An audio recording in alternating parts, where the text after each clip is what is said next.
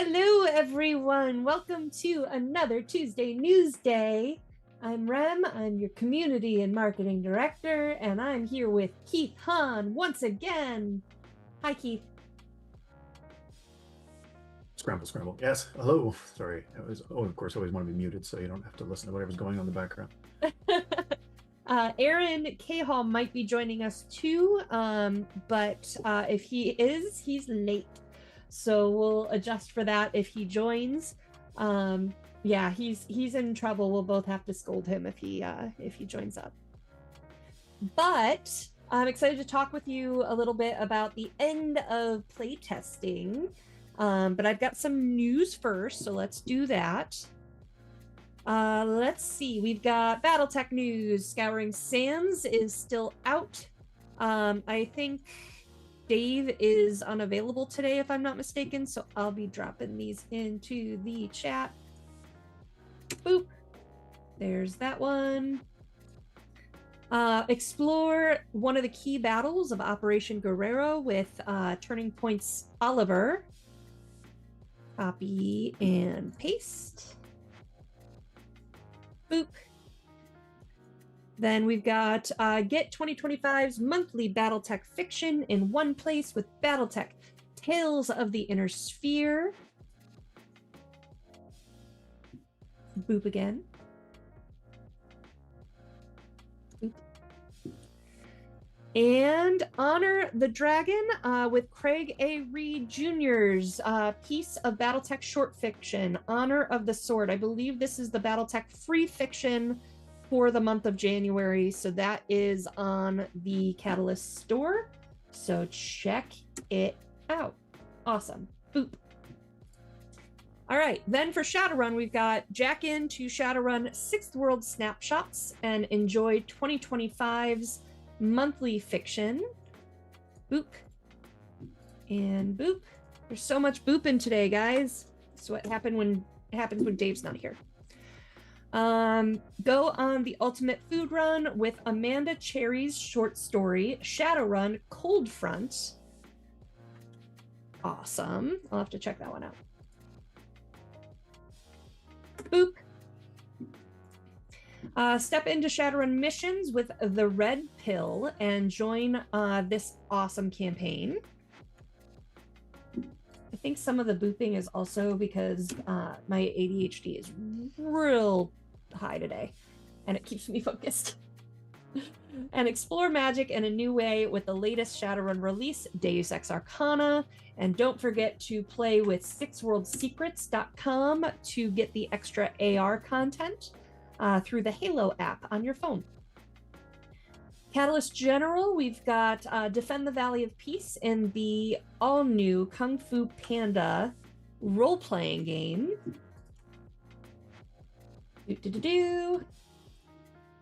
Then I've got Get Guardians of the Four Winds, a Quincy's Tavern game, and enjoy some relaxed strategy. Boop. And don't forget to sign up for the My Hero Academia crowdfunding campaign. We just got another round of edits from Toho. Boop. And don't forget to join the Catalyst Game Labs Discord to find gamers for BattleTech, Shadowrun, and so much more. And boop. All right. So that takes care of all the links. A couple extra things that I have. I don't have too much news today. Excuse me. But I have for February, I do have finally some pretty solidified street dates. So February is going to be the 2 Karita Force Packs. Because we missed they're here in the warehouse, but we missed the January release announcement thing with you have to plan ahead with the warehouse and get them into distro, and we missed that date by the time they arrived. So that will be out in February. Then we've got for March, I've got Force Manual Mercenaries. Yay! I've got Kung Fu Panda Street Food Showdown. So that's going to be a new card game for Kung Fu Panda from the board game division. And then Shadowrun Mean Streets is going to be March. So lots of good stuff coming in February and March, and I'll let you know if anything gets added to that week by week. I'm asking that in the directors meeting now that most of the master schedule is together, which is what I used to reference. But now that we have someone in sales that is at the directors meeting, I just asked to make sure that, because he knows the most up-to-date stuff on like, oh, yep, the ship's late, or whatever the case may be. So someone kicked a crate off of a boat somewhere. And then one more thing I want to do a little shout out to Sarna. Our good friends over at Sarna, they did and sent me a nice little wrap up for 2025. They did a year-end review. So here is the link to that. And for all of you folks that love what they do, they also told me that they're doing a showcase of a bunch of editors and their work on the site, and they're hoping to attract new editors. So if you are interested, here is the info. Oh, the link's too long. Oh, wait, no, I just copied it terribly. Hold on. I booped wrong. The boop is incorrect. Copy. Link. All right, let's try to boop this again. Boop. There you go. Awesome. So check that out and show Sarna some support. They do a lot of work because they just love it. And if you're interested in helping out, they are looking. All right. So then I've got, let's kick it on over to you, Keith. How are you? Busy, hopelessly busy. I have to start getting drafts of the new book in tomorrow, or tomorrow night. Yeah. So the playtest is officially over now, or did it get pushed? No, playtest is still running, but I mean, there's multiple parts of the book. Some are solidified or being completed, and others are still in motion. So got to keep all the chapters rolling through. So this is stuff that isn't in playtest that I'm working on because it's already been completed. Playtest is the last two chapters, I believe, wrap up on the 19th. Okay. One of them is missions. The other one is the aerospace battlefield support version for that. Those are still in active testing. Still want to hear reports. So you have 6 days left to play some BattleTech. Yeah, get me those reports. They've been awesome. Incredibly helpful. Awesome. So the last we talked was early December. Mm-hmm.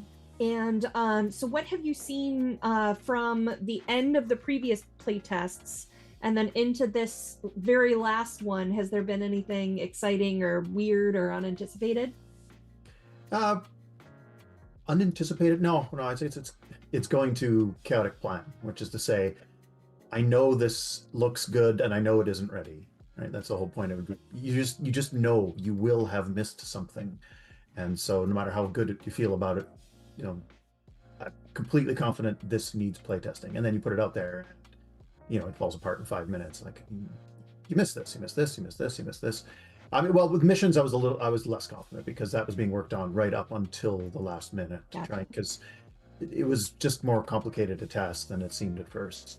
The whole idea of getting something that's fun, that's balanced, that works in limited ways, defining those limits, making sure the limits were the right limits, seeing all the consequences of those limits, just trying to integrate all of the different rule set. Like a lot of the other stuff we're working on for a new book, it's a revision of a revision of a revision of a revision. I mean, BattleTech has been iterated since 85, 84, depending on what you want to count it.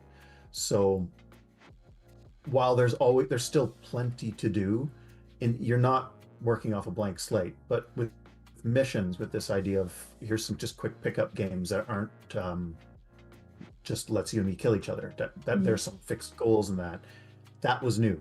There, at least in this particular set of constraints in this format, we have had tracks, we've had campaigns, we've had historical missions, we've had lots of different sorts of this stuff, but never quite this. So it just required a lot more work to get even in a shape to be ready to go out the door. And then, of course, as soon as it went out the door, I mean, now we're on revision 3. So there've been 4 versions of it total. I feel pretty good about it now. And people were the reports have been really good. Lots of good discussion on it. So I think it's going to be ready for when it actually hits the book. But even then, there's still going to be errata. You just have to resign yourself to that. The idea is just to make it so that it's the least amount of errata necessary, so that people feel like, well, they've gotten their money's worth, right? You don't want to give people a product they're like, well, this feels unfinished, this feels useless. You don't want that. Okay, so quickly, because we've had you on multiple times, but in case we have a new viewer or something like that, what is the goal of all of these playtests and the new book?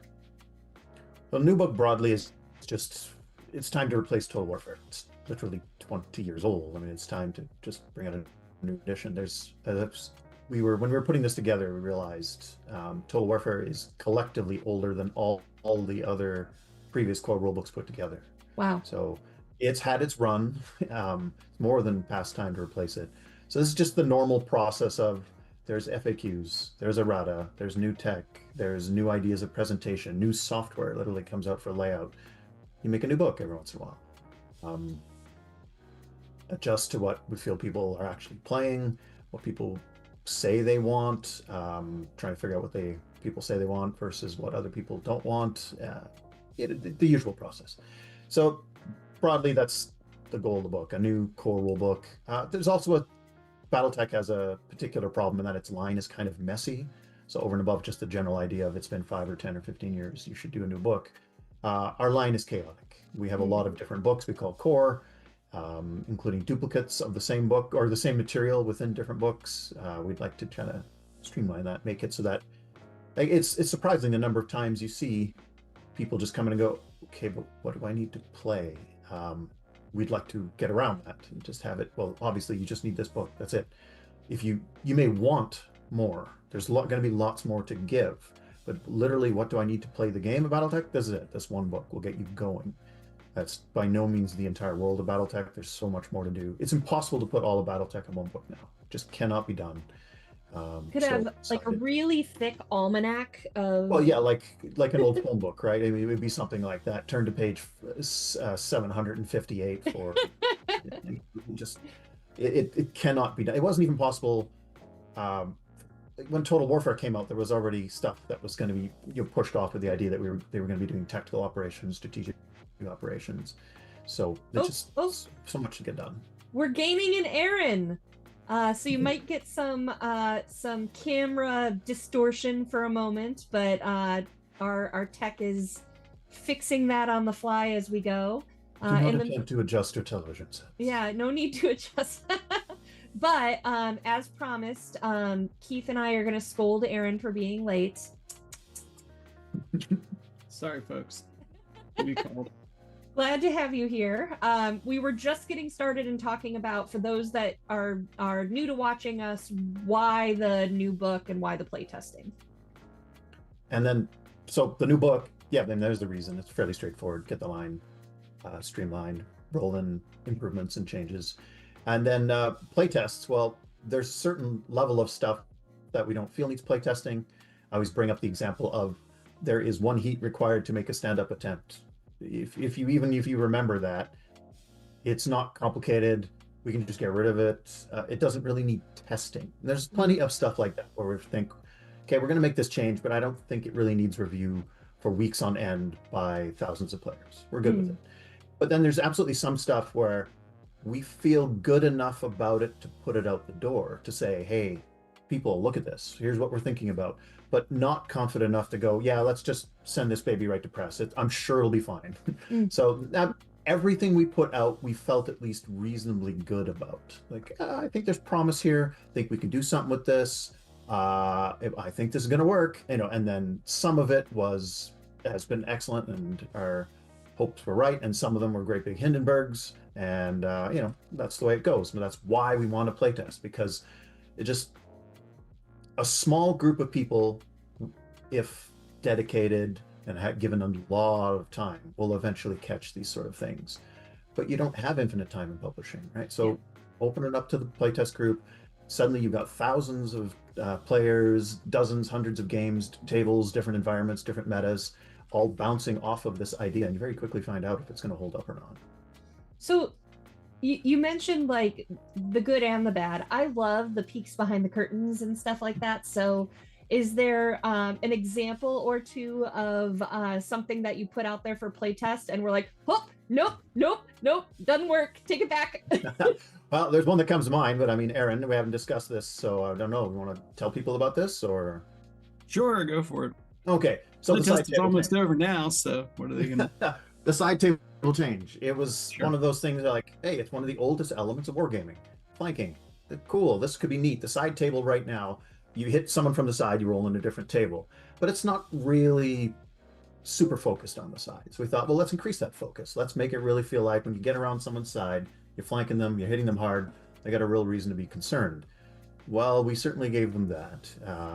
They had way too much reason to be concerned. So people are posting a lot of play test sheets with like, oh, look, my entire right side is just a sea of red. It's all gone. There's over and over, we were seeing it was too powerful. It was just you reducing mechs to slag consistently in a way that was far too reproducible for a game that has a decent amount of randomness and give and take like that, as BattleTech does. When you can reduce it to that level of, here's what I want to do, here's how I make it happen, I make it happen, it doesn't make for an interesting game anymore.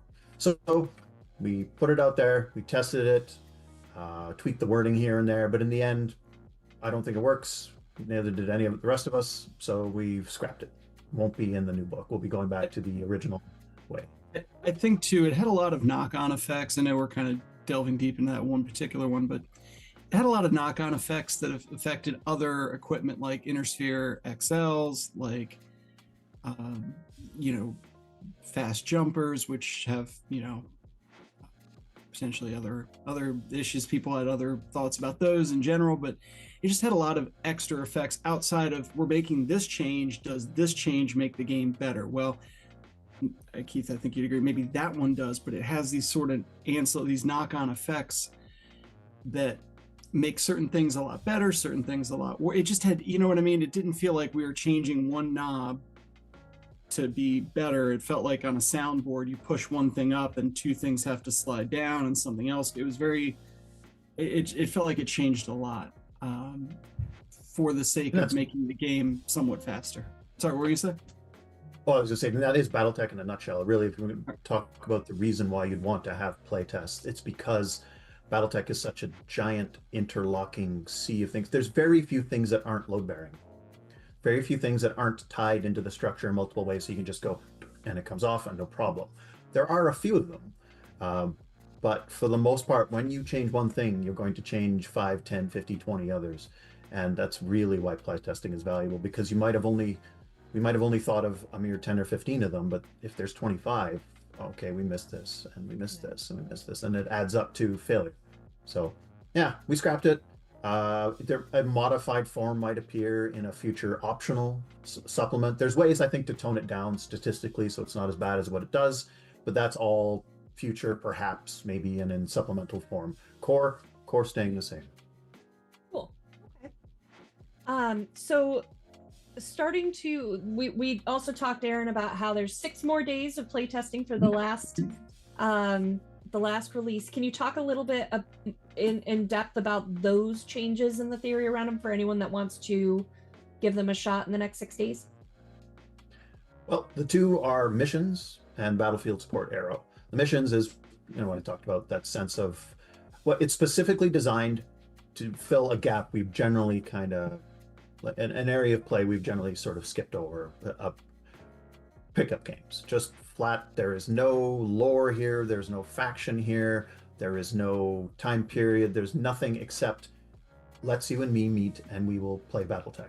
It's a game, it's just a game. It's not the only thing we want BattleTech to be, not even close. BattleTech lives and dies on its vast lore, this whole gameplay plus lore. So the lore is such a big element of the game, you don't want to throw that out there, but there's plenty of people who are just like, I like BattleTech as a game, I want to play the game. And especially, not only, but especially new players when they come in, they need some way to just play the game without going, okay, well, here's a pile of novels or source books or histories, and you need to know this. You have to have picked a faction, stuff like that, before you get going. There should be a way for new players to just start playing the game, and then they decide if they like the game, and then from there they get into the lore. A lot of times we've had products that expect them to know the lore and then start playing the game. So this is just one avenue of play. but I think it's a very important one, and I'm happy that we're a lot of other games have it. I mean, we've heard over and over since we released the missions packet originally that this is what other games have and BattleTech needed. It seems so. We get into something in BattleTech. I think we've talked about this internally a lot, where we sort of have this great giant Denny's menu of options, and players can just figure it out what works best for them. But that's really not how modern introductory experiences, especially tabletop war games, are. They're not, here's the fire hose of fun and take a drink. Like, there has to be, you have to do a little hand holding, you have to have a clear starting point. And you think of marketing like the funnel theory, right? If they get to the bottom of the funnel, they'll know what they like, they'll be able to choose from these options. But you can't, we were just talking last night, I was talking to Jason Schmetzer in a different context, brought up that when you start, less choice is better. Here's what to do, here's where to start, here are these few options, and then yes, there's this huge universe of things you can do, but you want to, I think Keith's starting point gives people or Keith's work on missions gives people that starting point that they look for when they come to us. Okay, where is that thing that I know is in other games, that I've done for other games? Where is that? Well, and not to poop on like whatever way people want to get into it. Like, if you're a huge Transformers and Pacific Rim and everything else, and you're searching out the lore and then get into the game, sure, if that works for you, great. But having access points for either direction is important too. So I definitely agree with that. And yeah, that's. I guess this is a weird question, and I'm going to kind of come with me on a journey as I try to figure out how to ask this. Learning how to play BattleTech 3 years ago now. God, that's hard to say.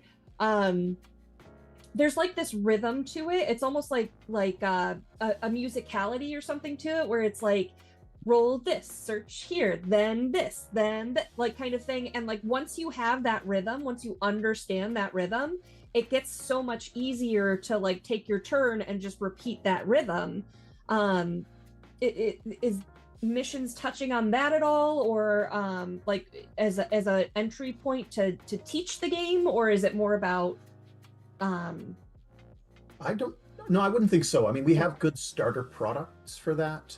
I mean, this in the end will be in the new core rulebook. So by this point, you're already 3 steps in. You've gone past a starter box, or maybe even the very essentials beginner box, or perhaps you even skip that and you've got our game of armored combat equivalent, which is a step up but still designed to be introductory. Mm-hmm. By the time you get to the core rules, you're going to have a good sense of how to play the game. Okay. But there's how to play the game and how to play the game. There's 2 different levels. There's a mechanical level, and then there's okay, I know the mechanics, but literally, what do I do? How to build a game, how to get everything up to the point of what you're saying, around where you pick up that first pair of dice and start kind of doing the formula. Roll for initiative. Now it's movement. You move. That's kind of what Total Warfare really focuses on, right? Okay. Between those 2 covers is the moment we have deployment figured out, we're going to pick up the dice and start playing.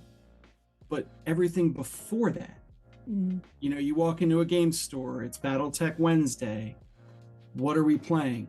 Right now, there's a lot of pre-work that often goes into that. Keith's experience, I know I have, where, what BV are we playing? What's in effect? What kind of game is this?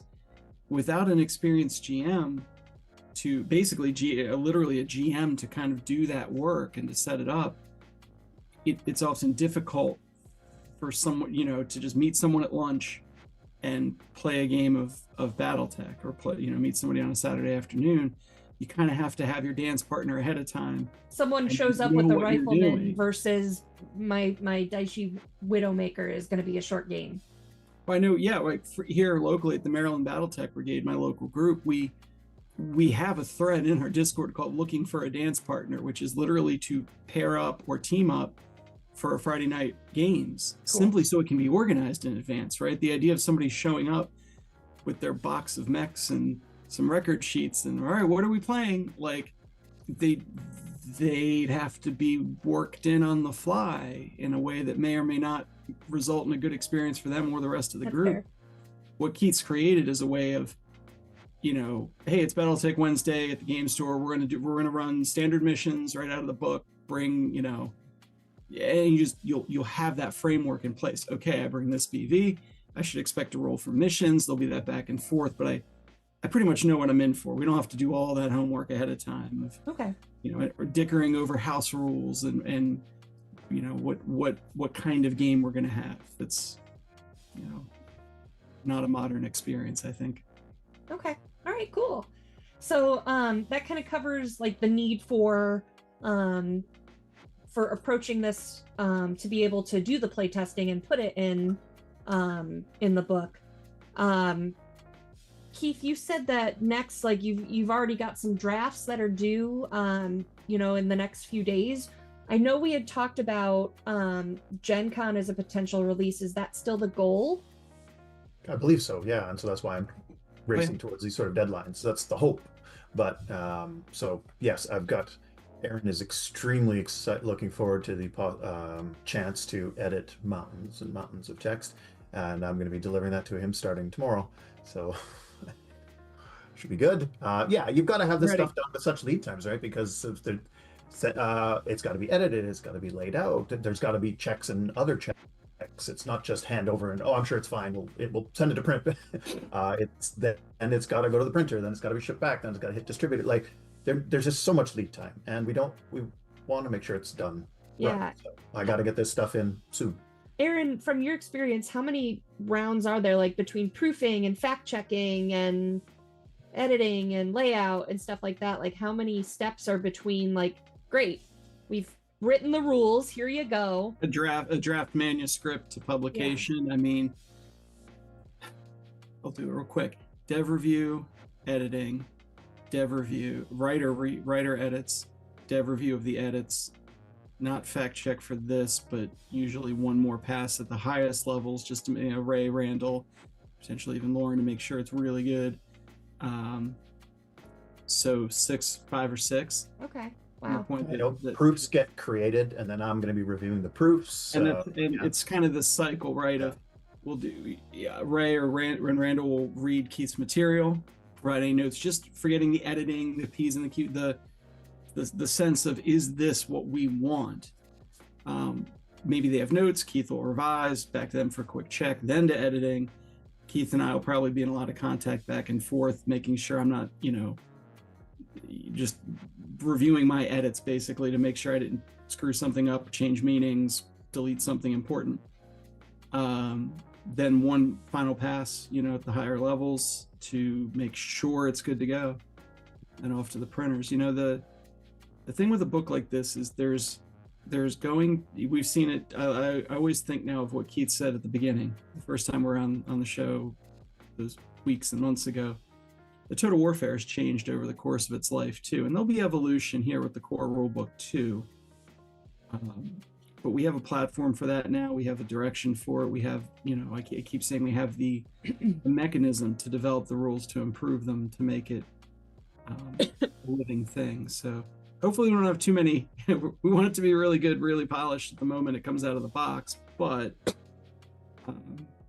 you know, it's an active development. Again, I keep saying that's as simple as that. The classic is not just being tinkered or, you know, line edited or some slight tweaks, but that it could be, you know, really revised if need be. So.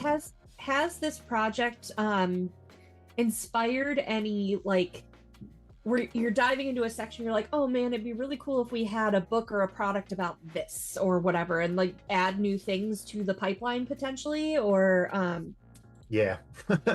Immediately when I was working on missions, like I said earlier, it has to be constrained, and part of the difficulty running the chapter was creating the right constraints. How many map sheets can we have? How much BV should we be aiming for? How many units do we think we want to use?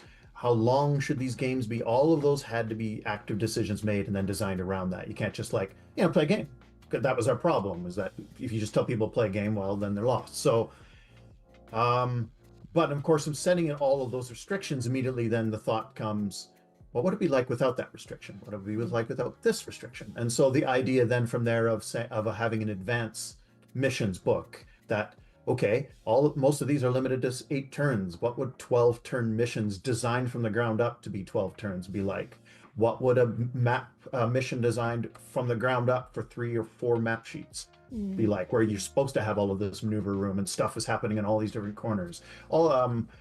What about all the different extra creations, complications we could add? People keep mentioning over and over, like, I want to see megafauna, I want dinosaurs and Godzilla's running amok, and you have to deal with them while you're doing your mission. I've had that suggestion like 5 times. So, there's lots of extra things you can do, but there was just no time to do that because you don't want to just drop something that's not play tested. So it goes in the file of this would be cool, this would be cool, this would be cool. And very quickly realize there's probably another supplement here, perhaps, it's to be talked about down the road, because there's certainly an interest already in seeing that level of extra work. But we'll see where it goes. Nothing is set. I'm very amused by if there's one thing BattleTech needs, it's more dinosaurs. Yeah, exactly. I want the dinosaurs. If I can't punch a brontosaurus in the mouth, am I even playing? Yes, beast mounted infantry. It's in the master unit list. You can go look it up right now. Yeah. We got velociraptors. We got flying dinosaurs. We got it all. We were talking ideas for Adepticon with the space we have and how to like decorate it and do marketing and stuff. And some of these ideas, like, we're obviously joking, but sometimes weird stuff happens. So who knows? Maybe you'll see something similar to this at some point. But we have these big pillars, and we were like, ooh, what if we like decorated on like a mech bay or something like that? And we got very excited by the thought of a Leviathan that DFA'd a mech, and so it's just the legs sticking out. Brutal. I mean, don't those Leviathans weigh like tens of thousands of tons? Yeah, I was gonna say, like, I mean, people think mechs are huge, but 100 tons of mech versus a battleship today landing on it is like that'd be pretty gross. But you never know what we'll see. We've done the inflatables, and I think that started as a joke. So, what else? I guess, guys, before we switch over to Q&A, what other ideas, or comments or feedback or anything else you want to touch on about the playtest or the new book? Well, I have some numbers I can share. Okay. Sorry, I have numbers to share. Written down in my handy dandy post-it note here. And this is thanks to Josh Perrion, our master of digital projects, who I want to thank him here before I forget too for work he did in setting up the playtest website. Yes, God bless. Uploading packets, all the digital part of that. Everything, if you saw that website, anything you liked about it, functioned well or was nice to use, thanks to him. He did all the design of it, structuring, and he did all the content.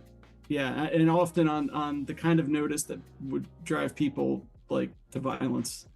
Very short notice. So, numbers among all 5 currently, and of course this will go up slightly before we lock out the. We just stopped taking feedback. We lock out the forums, but there have been over 4,700 downloads of all 5 packets. So almost 5,000 downloads across all 5. The most downloaded packet, no surprise, was the first one, being they had the biggest changes. Without getting into exact numbers, that's also the one we got the most feedback on. This will surprise no one, I think, who's aware of what's in the different ones. On the forums, this is not the traditional forums, but the playtest webpage forums. We had over 400 users who generated a total of 1,000 posts and replies to posts, so 1,000 messages on there. And having looked at them, they are, I think, Keith, I think they honored kind of what we were asking them to do on those forums of pointing out areas for improvement, questions, things that didn't follow or track quite right. I didn't see a ton of, I don't know how to say this, like kind of what we were hoping we wouldn't get, which is folks going, well, I have this other idea, or here's my better idea that could, cut and paste this in instead. We had folks who I think kind of granted the premise among those 1,000 messages. I guess what I'm trying to say is there was a lot of good notes, a lot of good input to your work, about your work, and not simply people saying, you know, memories of products of yesteryear or their homebrew thing that they'd rather see or anything like that. So, you know, almost 5,000 downloads is terrific. That's a huge number. So we're very, very thrilled to have that. Awesome. Keith, what were you going to say? Well, for me, there's also the aerospace one that's still going on, and we talked about that previous one, so I wanted to talk about missions first. But aerospace is still being tested. That one I don't think is going as well. It's functional, but it's not as interesting as it could be. It's really, aerospace is innately difficult. They always call it the glass cannon problem. You know, it's this sense of like it can annihilate something if you make them good. But traditionally they're very weak, and you want to kind of stick to aero lore, and also you don't want them too strong.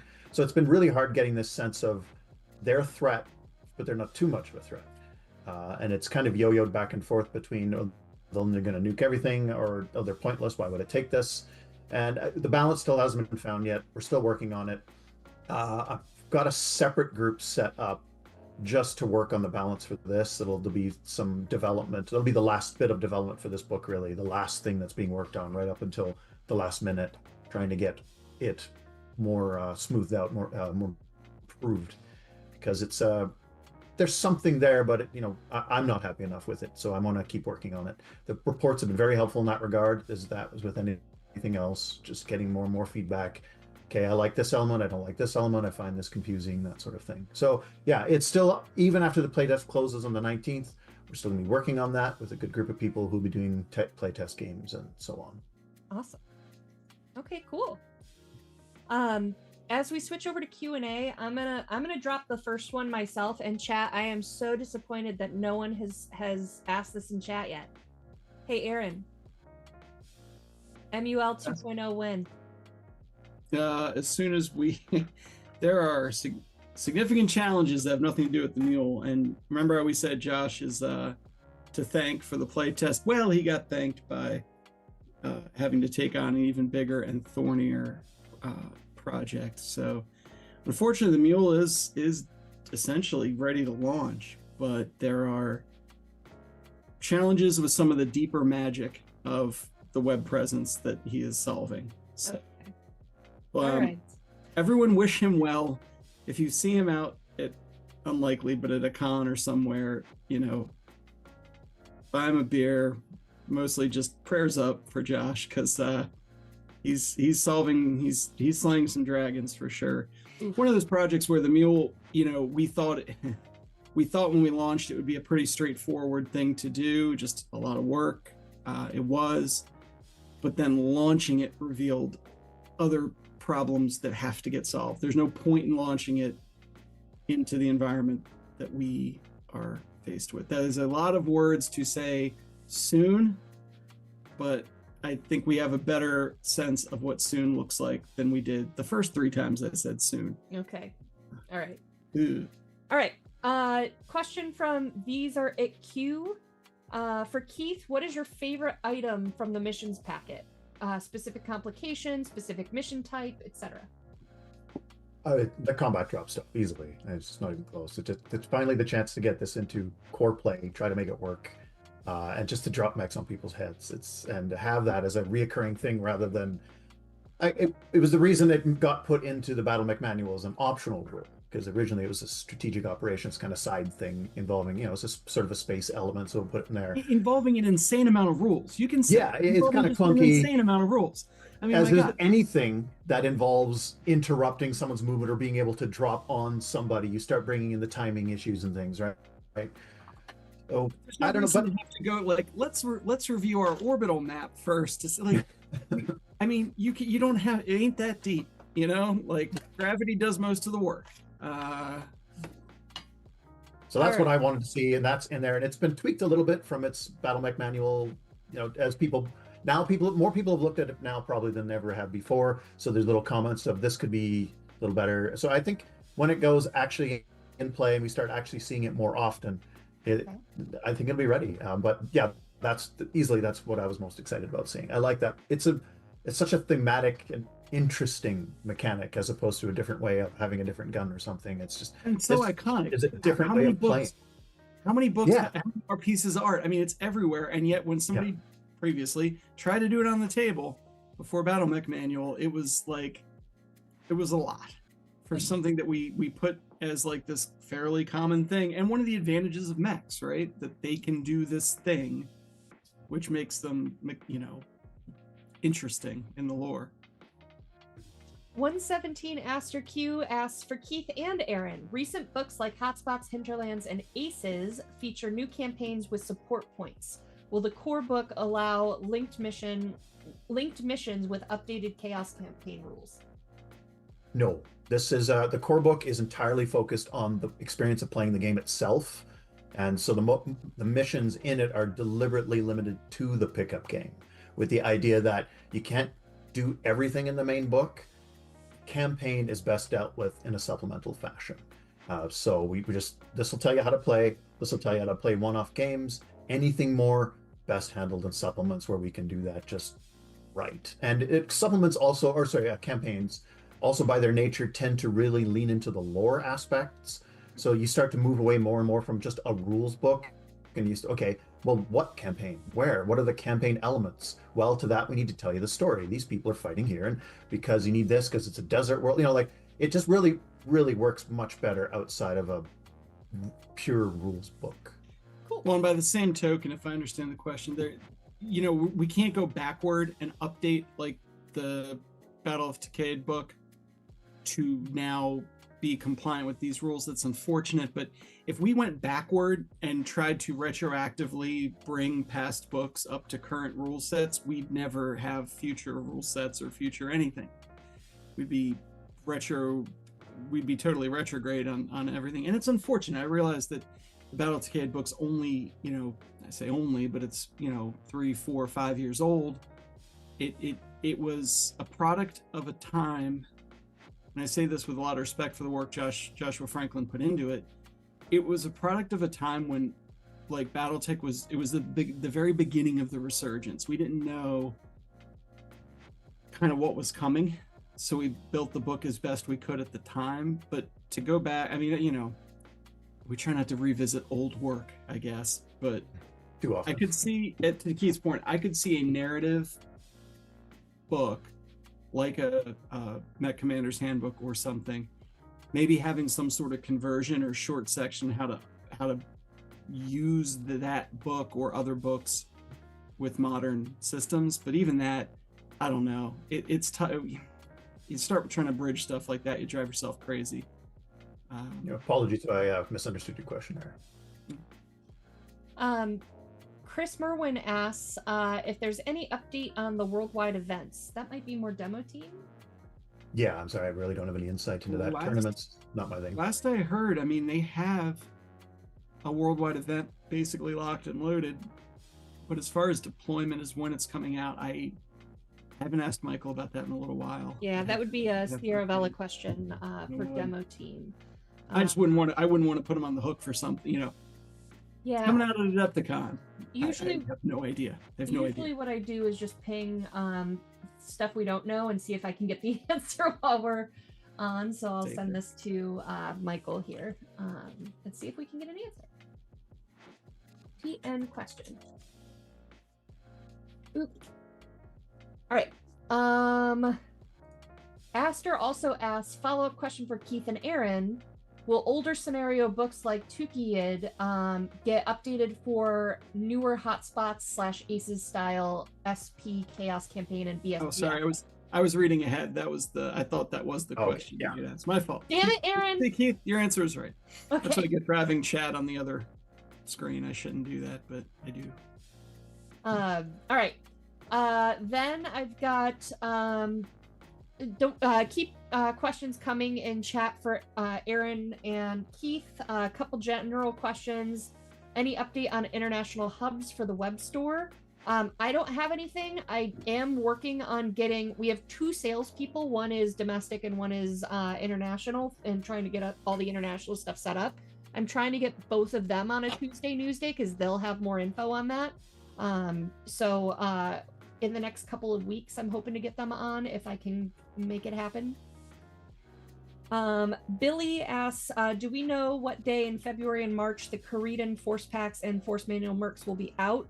I did pull up the master product list, but again, if these are the dates that are in here, it could be wrong. But the dates I have for Karita are February 18th, and the date for Force Manual Mercenaries is March 4th. So that's what I have at the moment. Whether or not that is right, I don't know. All right, what else here? The Volcano and Glacier map packs will be April or May-ish. On the master schedule, tentatively, Volcanic Glacier is slated for May, but that could change. I'm looking forward to seeing how missions is going to work with that. Yeah. Things that kind of worries me is and we start bringing, here's some generic, anyone can pick the maps, and then we start having these generic missions, and it's like everything is on fire. Okay. Looks like you dropped into lava. Tough luck, exactly. But good news, you get launched a little sooner. I mean, I suppose you can always punch the guy in the face who picked those maps but. Psychcath asks, will Ironwind Metals minis, even a small selection, be among things offered in the new international CGL hubs? I don't know. I know that the first year with them, since that was last year, was kind of like leave the operations as is for the time being. But I know I'll do another little Sarna shout out here, but Lauren has a meeting or an interview scheduled with them tomorrow. So at some point in the near future, there's going to be an interview that gets posted, and I know one of the questions is about Ironwind Metals, so we might be finding out more about that together soon. And if not, we can always bring Lauren back on and see what the plans are. Billy asks, will Newsday have authors novels episodes soon? Any chance getting novels roadmap? I'm not sure the first have authors novels episodes soon. Having the authors on, I'm not quite sure about that question. What you mean? Any chance of getting novels roadmap? That I can do. I don't have something ready right at the moment, I don't think. Let me see if that tab looks like it's been updated. 20. It does not look fully updated, but I know that we do a my marketing associate does a meeting with fiction every week, so I can make sure that gets updated, and we can start sharing that for sure. And then and I know we're planning on bringing John, Jennifer, and Phil on to talk audio too at some point soon. We're getting ahead of our Tuesday Newsday scheduling here. But in terms of, I do want this year to start bringing on more of the writers and developers and stuff like that for the different lines. So, and freelancers and stuff like that. So artists. So I do want to have a little bit more variety, except when, while also keeping things relevant. Like we're going to have Mike Ritchie on with the release of Street Food Showdown for Kung Fu Panda, things like that. So priority is scheduling around release dates, and then whatever gaps there are is kind of filling in some of the questions that you guys are bringing up with like Ironwind and sales and stuff like that. But in those other blank hole times, I'd like to get some fresh faces on. What else? Any update on when Leviathans is going to go to retail? I know tentatively.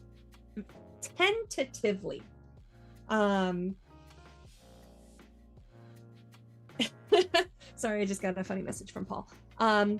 Tentatively, we had put on the docket for March, but that is also depending on we're getting some messaging together this week for fulfillment. Basically, Leviathan's fulfillment is finishing this week, and for domestic, and then international. I've been told, but I want to verify this, so grain of salt here. I've been told that Australia has started fulfilling, but that the shipment is still on its way to the to Holland for the EU and UK. I want to verify that. There's been some conflicting information coming in, so I want to really make sure that that's the case before I put it in writing on the backer updates. But since you're asking here, so tentatively March, but I'm hoping that largely fulfillment is done before we go to retail. Any info on UK Games Expo come up? It did not this week. Let me ping Randall real quick, because we were talking Adepticon was that's kind of coming. So we've got UKGE, are we going? It was unsure last week.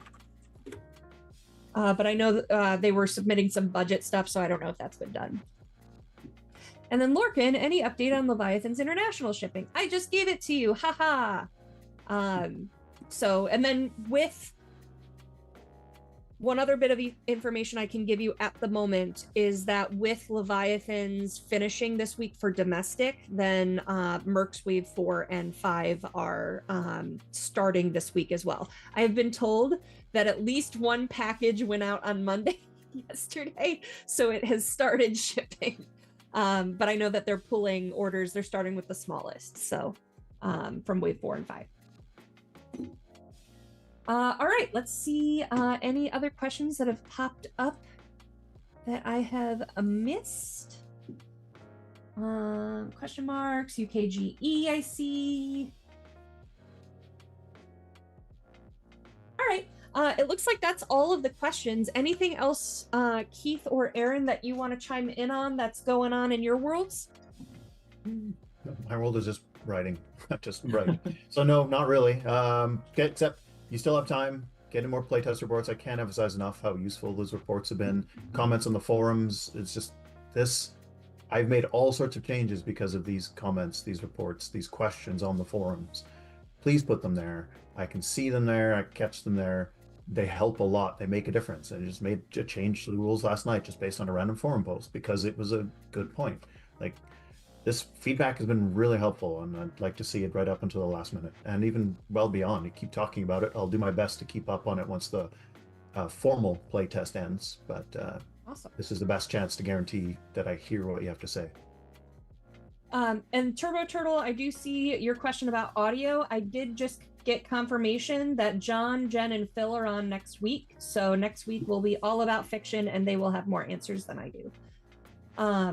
Elder Geeks, is there a restock of Force Packs coming?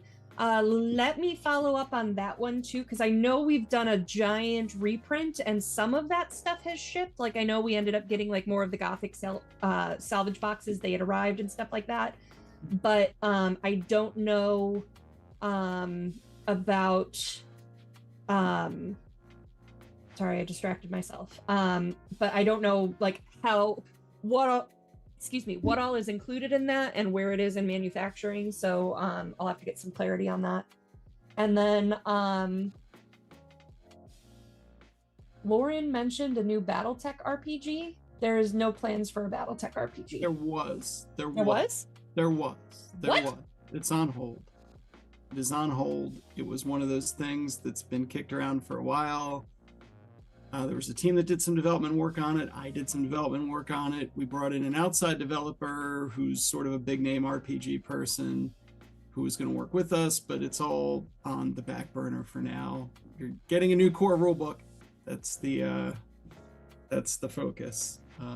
So it's a known thing. We want to do it still. Ray really wants it, but it's not. There's not even a soon for that one. It's okay.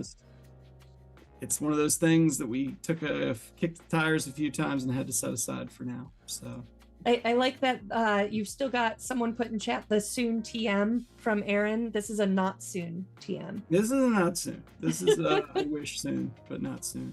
Awesome. All right, we are pretty much at time here. I don't have t-shirts and hats news. Mad Murph, I already covered merch shipping just a couple minutes ago. Leviathans is wrapping this week, and they have started Merc's picking and packing. One shipment went off the door, out the door Monday. So, yeah. But thank you guys. All. Thank you for the play test. We really appreciate it. As Keith said, very, very kind. Alpha Strike is next. Stay tuned. Awesome. All right. Thank you guys so much for coming. Thank you guys for coming. And we'll see you next week with John, Jen, and Phil here on Tuesday Newsday. Bye, guys. Cheers. Keep waving.